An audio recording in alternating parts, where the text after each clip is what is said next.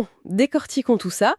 Aujourd'hui, on entame une plongée vraiment fascinante à l'intersection du sport de haut niveau, de la réputation numérique et de la politique institutionnelle. C'est clair. Et c'est un dossier qui dépasse largement le cadre du simple terrain de foot. Ah mais totalement. Le point de départ de cette exploration, c'est cette onde de choc qui a frappé le monde du ballon rond juste avant la Coupe d'Afrique des Nations 2026 au Maroc. On parle bien sûr de l'exclusion choc, et complètement inattendue, de Nicolas Pepe de l'équipe nationale de Côte d'Ivoire, les fameux éléphants. Et pour vraiment comprendre ce qui s'est passé, on a dû éplucher une montagne de documents. On ne s'est pas arrêté aux gros titres. Non, vraiment pas. On a compilé des articles très détaillés de la presse sportive, genre Foot Africa ou Foot 01. On a aussi visionné des dizaines d'heures de transcriptions de débats enflammés sur YouTube. Et surtout, on s'appuie sur un rapport analytique assez dense qui traite de la friction institutionnelle. Et la mission de notre analyse d'aujourd'hui, le but de cette plongée au cœur de toutes ces sources, c'est vraiment de décortiquer une question précise. Comment un joueur qui est au sommet de sa forme sportive, peut se faire écarter d'une compétition majeure uniquement pour des mots qu'il a prononcés sur Internet. C'est ça l'enjeu. C'est ce que ça révèle sur le contrat psychologique un peu invisible entre les athlètes modernes et leur propre fédération. Voilà, c'est exactement ça. Et franchement, quand on regarde la première partie de notre dossier, le paradoxe sportif, c'est flagrant. L'anomalie crève les yeux. Les statistiques de la saison 2025-2026 sont incontestables. Pepe, à ce moment-là, il brille de mille feux avec Villarreal en Liga espagnole. Un des championnats les plus exigeants au monde, on le rappelle. Exactement. Le rapport note des chiffres clés incroyables. 24 matchs, 1517 minutes jouées, 3 buts et 4 passes décisives. Et des notes de match excellentes, non? Ouais, il tape un 8,3 contre l'Espagnol, ce qui est énorme. Les statistiques avancées le placent dans le top 15% pour ce qu'on appelle les percées offensives. Et le clou du spectacle, Vas-y. il est élu meilleur joueur de la Liga en août, devant toutes les immenses stars mondiales qui jouent en Espagne. C'est fou quand on y pense. Et c'est là qu'intervient cet aveu complètement lunaire du sélectionneur ivoirien Emer Faye. Ah oui, la fameuse déclaration. Il a dit publiquement, et je cite, « Ce n'est pas du tout une sanction sportive. Si on devait regarder que le volet sportif, il aurait bien évidemment été dans la liste. » Fin de citation. Ce qui soulève inévitablement une question importante. Si ce n'est pas une question de talent ou de forme physique, que s'est-il passé en dehors du terrain pour en arriver là? Eh bien, c'est là qu'on entre dans l'effet papillon. Tout part d'une simple vidéo YouTube. On est en décembre 2025. Nicolas Pepe fait une apparition chez le créateur de contenu Just Riyad. Une interview ultra décontractée. Voilà. Pepe est naturel, il est sans filtre, on est vraiment dans une ambiance de franche camaraderie. Et là, c'est le dérapage. Ou plutôt le chambrage qui tourne mal. La première étincelle dans cette vidéo, c'est quand il commence à taquiner le Maroc. Le Maroc, qui, rappelons-le, est le pays hôte de cette CAN 2026. Oui, détail crucial. 176. Et il lâche une blague en disant que c'était l'époque où la télé était en noir et blanc et que même son daron n'était pas né. Une vanne assez classique dans le foot, en fait. Mais il ne s'arrête pas là. Il y a une seconde étincelle, beaucoup plus politique cette fois. Il vanne son propre coéquipier, le gardien Alban Lafont. Et c'est là que le dossier devient complexe. Alban Lafont est né au Burkina Faso, il est passé par l'équipe de France Espoir et il a finalement opté pour la nationalité sportive ivoirienne. C'est ça. Et dans la vidéo, Pépé dit en riant « Il est burkinabé, il n'est pas ivoirien, mais il a le passeport ». Et il rajoute même que s'il était dirigeant, il écarterait direct les joueurs qui choisissent une nation africaine comme deuxième option après avoir espéré jouer pour la France. Et c'est là qu'on a un véritable instant eureka dans notre analyse des sources. Si on relie ça à la situation globale, on comprend vite pourquoi cette blague est littéralement explosive en Côte d'Ivoire. Parce que le sujet des binationaux est ultra sensible pour la Fédération ivoirienne de football, la FIF. Exactement. La FIF cherche activement à recruter ses talents binationaux. C'est une stratégie sportive majeure. Mais ça va encore plus loin. Au niveau politique, tu veux dire? Oui, l'allusion aux origines burkinabées touche une corde extrêmement sensible dans le pays. Il faut savoir, de manière totalement objective et sans prendre parti, que cela fait écho à des débats historiques et politiques très profonds sur la nationalité en Côte d'Ivoire. On comprend bien que la vanne innocente sur un canapé vient percuter un mur institutionnel et politique massif. Et les conséquences ne se font pas attendre. On assiste à une véritable tempête médiatique. Une tempête d'une violence inouïe. Suite à la blague sur le Maroc, Pepe subit une vague disproportionnée de cyberharcèlement. Les sources documentent des insultes racistes terribles de la part de certains supporters nord-africains sur les réseaux. Et c'est là qu'on observe un contraste troublant dans la gestion de crise. D'un côté, le club de Villarreal et les médias français prennent immédiatement la défense du joueur face à ce racisme. Mais de l'autre, De l'autre, la fédération ivoirienne reste dans un silence radio total au moment le plus critique. un silence qui précède une demande de la fédération qui est, selon les termes de Pépé, assez poignante. Le président de la FIF, Idriss Diallo, appelle Pépé et au lieu de le soutenir face aux attaques racistes, il lui demande de publier un message d'excuse pour calmer les Marocains. C'est quand même incroyable comme inversion des rôles. Et Pépé le fait. Il publie les excuses, mais il précisera plus tard l'avoir fait complètement à contre-cœur. Il se sent victime, et pourtant c'est lui qui doit s'excuser auprès des communautés de ses propres harceleurs. Tout ça pour préserver la paix diplomatique avant le tournoi. Mais la chute de l'histoire est encore plus rude. Le verdict final tombe à la dernière minute. Oui, le coup près. Racontez-nous comment ça s'est passé selon les documents. D'après les reconstitutions, Pépé était apparemment sur la liste des sélectionnés jusqu'à 2 minutes avant l'annonce officielle. 2 minutes? C'est fou. Il est au volant de sa voiture et c'est sa sœur, en état de choc devant sa télé, qui l'appelle pour lui dire qu'il n'y est pas. Ce n'est que juste après que le sélectionneur tente de le joindre. C'est d'une violence psychologique extrême. Et ça nous amène directement à un concept central de cette affaire, ce que Pépé lui-même a appelé la triple peine.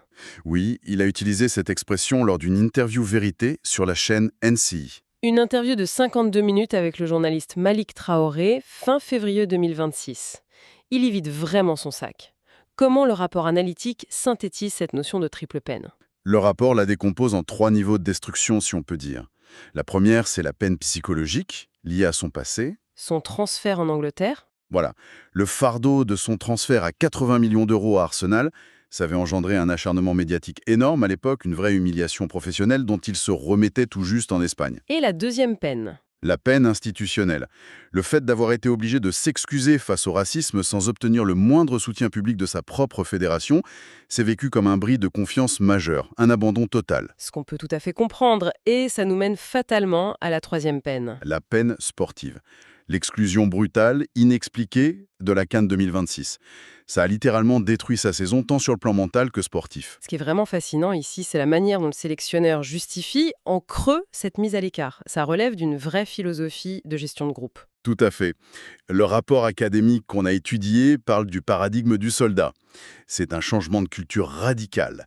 L'équipe nationale cherche désormais des joueurs qui sont dociles, des soldats qui s'intègrent à le collectif sans faire la moindre vague. Plutôt que des seigneurs ou des stars avec des égos forts, c'est ça. Exactement.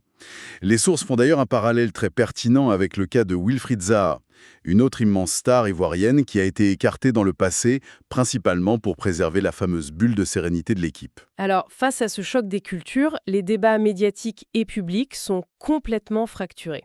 Et il est super important de préciser ici qu'on rapporte ces avis de manière totalement neutre, sans prendre parti. On a identifié 2 grands camps. Oui, 2 visions qui s'opposent frontalement. D'un côté, on a le camp de la discipline, ceux qui critiquent Pépé. Leurs arguments sont assez pragmatiques. Ils estiment que Pépé a été extrêmement naïf. Dans le sport de haut niveau moderne, un athlète doit maîtriser sa communication au millimètre. C'est clair que faire une interview sans filtre juste avant une compétition majeure et aborder un sujet aussi inflammable que les binationaux, C'est vu comme un acte d'auto-sabotage. Pour ce camp-là, son comportement menaçait directement la sérénité du vestiaire et la fédération n'avait pas d'autre choix que de sévir. mais de l'autre côté, on a le camp de l'injustice, qui soutient fermement le joueur. Et leurs arguments sont tout aussi percutants. Il dénonce une fédération qu'il qualifie d'amateur, une institution lâche qui a préféré s'incliner devant la pression politique du pays hôte, le Maroc, plutôt que de défendre son joueur. Surtout qu'il est puni pour un simple chambrage, une pratique qui est pourtant historique et courante dans la culture du foot africain. Absolument. Pour ce camp, il est purement et simplement scandaleux de priver l'équipe de son meilleur élément offensif pour des raisons diplomatiques et d'image. Au final, quand on rassemble toutes les pièces de ce puzzle, on réalise que ce dossier dépasse allègrement la ligne de touche. C'est une véritable étude de cas sur la gestion de crise.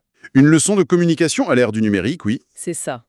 Ça montre l'importance vitale de la communication, mais aussi la frontière super fine entre l'authenticité d'un individu et la réputation lisse exigée par une institution. Et c'est une dynamique de pouvoir universelle, en fait. Tout le monde peut s'y retrouver. N'importe qui naviguant dans un environnement professionnel structuré, dans une entreprise, peut comprendre cette tension entre être soi-même et respecter les codes institutionnels. Ce qui amène d'ailleurs à une réflexion un peu plus large. Une question qu'on peut légitimement se poser après avoir analysé tout ça. Je t'écoute. Si les fédérations sportives, et même les clubs, continuent de punir la moindre authenticité humaine, la moindre plaisanterie un peu maladroite, tout ça au profit d'une communication ultra lisse et d'une diplomatie sans faille, Où est-ce qu'on va? exactement, ne risque-t-on pas de transformer les sportifs de haut niveau en de simples robots médiatiques? En faisant ça, on vide le sport de sa passion, des rivalités, de la personnalité des joueurs, bref, de tout ce qui le rend si captivant au départ. C'est une excellente question pour clôturer notre analyse. Ça donne vraiment matière à réfléchir sur l'évolution du sport et de notre société en général. Merci de nous avoir suivis pour cette plongée au cœur de l'information. On espère que vous garderez cette réflexion en tête. À très vite pour une nouvelle exploration. Salut à tous. Aujourd'hui, on va s'attaquer à une histoire qui a vraiment secoué le monde du football africain.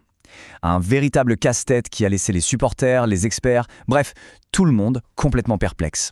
Alors, on va décortiquer ça ensemble. On parle d'une décision qui a eu l'effet d'une bombe. Imaginez un peu le tableau, hein. Le joueur star d'une équipe, au top de sa forme, et paf, on le laisse à la maison. Juste avant le plus gros tournoi du continent.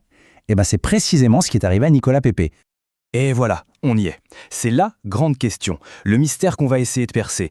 Comment un joueur de ce calibre a pu se retrouver hors de la liste finale?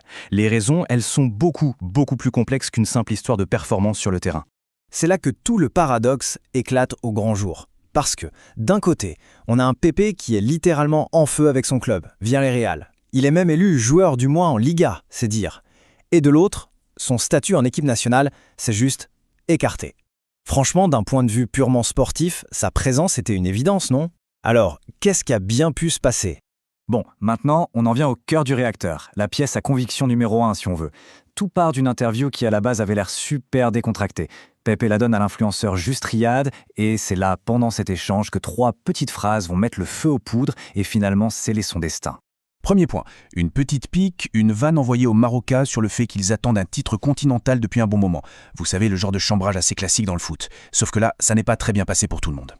Deuxième point, il se met à plaisanter sur son tout nouveau coéquipier, Alban Lafont, qui a des origines burkinabées, mais a fait le choix de jouer pour la Côte d'Ivoire. Une blague qui, sans qu'il s'en rende compte, a touché un nerf à vif, une corde hyper sensible. Et pour finir, le troisième point, et peut-être le plus explosif, il donne son avis, un avis très tranché sur les joueurs binationaux. Pour lui, un joueur qui choisit une sélection africaine après avoir joué pour une équipe européenne, eh bien ça veut dire que l'équipe africaine, c'est son deuxième choix. Forcément, une déclaration pareille, ça a fait un bruit monstre. Bon, les conséquences de cette interview, elles n'ont pas tardé. Elles ont été immédiates, et surtout, très sévères. Ça a mené tout droit à l'annonce de la liste officielle. Une liste où, évidemment, son nom n'apparaissait pas. Le sélectionneur, Emer Sefé, a pris la parole publiquement. Et qu'est-ce qu'il a dit? En gros, si c'était que pour le sportif, il ferait là. Il a parlé de facteurs extrasportifs, donc des choses qui se passent en dehors du terrain, une explication qui, au lieu de calmer le jeu, n'a fait qu'épaissir le mystère et lancer tout un tas de rumeurs. Mais attention, l'histoire ne s'arrête pas là, parce qu'il y a un rebondissement. Plus tard, dans une autre interview, c'est Pepe lui-même qui raconte ce que le coach lui aurait dit en privé. Et d'après lui, la décision finale, elle ne venait pas du coach, elle venait de beaucoup plus haut. Et elle a été prise à la toute dernière minute. Un vrai coup de théâtre. Alors maintenant, le point essentiel, c'est de bien comprendre comment cette situation a été perçue. Parce qu'en fait, très vite, 2 camps se sont formés. 2 visions totalement opposées de l'affaire. D'un côté, il y a ceux qui le soutiennent, comme sa sœur, Corinne Pepe par exemple. Pour eux, c'est simple, on l'a puni parce qu'il a une forte personnalité, et au final, c'est lui la victime dans l'histoire, surtout après la vague de haine qu'il a reçue. Et de l'autre côté, on a les analystes, comme Malik Traoré, qui disent « Attention, le timing de l'interview était une catastrophe, et surtout, ses propos sur Lafont, c'était toucher un sujet politique hyper sensible en Côte d'Ivoire. » Alors au final, qu'est-ce qu'on retient de toute cette histoire? Parce que ça va beaucoup plus loin qu'une simple décision de foot, qu'un seul joueur ou qu'un seul tournoi. En fait, ce cas, c'est une illustration parfaite de la complexité du foot international aujourd'hui. Ça montre la pression immense qui pèse sur les athlètes dès qu'ils prennent la parole, mais aussi comment le sport et la politique sont parfois complètement liés. Bien sûr, ça met en lumière le pouvoir des réseaux sociaux pour transformer une petite phrase en énorme polémique. C'est ce conflit permanent entre l'authenticité d'un joueur et la discipline d'équipe. Bref, ça nous apprend que de nos jours, les mots en dehors du terrain peuvent peser aussi lourd, si ce n'est plus, que les gestes sur le terrain. Et tout ça, ça nous laisse avec une dernière question. Finalement, où est-ce qu'on place la limite, la frontière entre la personnalité d'un joueur, son droit à s'exprimer, et la discipline professionnelle, les attentes d'une équipe, d'une nation? C'est une question qui est loin, très loin d'être réglée et qui continue de faire débat.